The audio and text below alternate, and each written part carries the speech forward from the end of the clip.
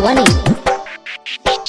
हे सरस्वती माई सब लड़की के दहन घर बसाई। हे सरस्वती माई सब लड़की के दहन घर बसाई। हे सरस्वती माई सब लड़की के दहन घर बसाई। हे सरस्वती माई, हे सरस्वती माई,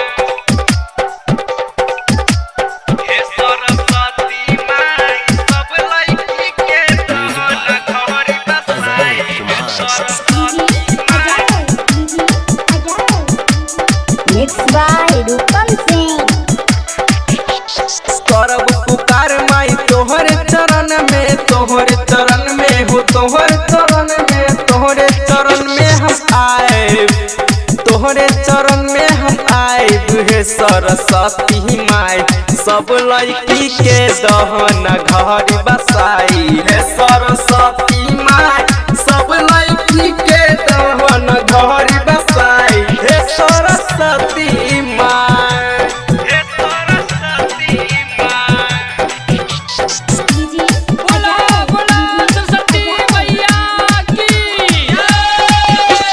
रोज सुबह शाम माई करब पूजा हो, करब पूजा माई करब पूजा हो। मंदिर में लड्डू चढ़ाए, मंदिर में लड्डू चढ़ाए।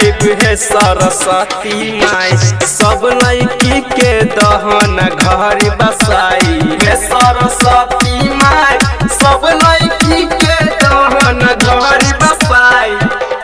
बीना वाली मैया की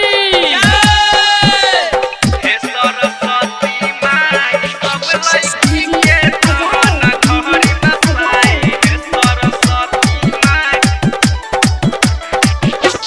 राम कुमार सेवक के करे छौ उधार गे, करे छौ उधार माई करे छौ उधार गे। अजय के दिहा सवार, अजय के दिहा सवार। हे सरस्वती माई सब लड़की के दहन घर बसाई। हे सरस्वती माई सब लड़की के दहन घर बसाई। रूपम रिकॉर्डिंग स्टूडियो जीवा चौक मधुबनी। मोबाइल नंबर 91 10 96 36 साई।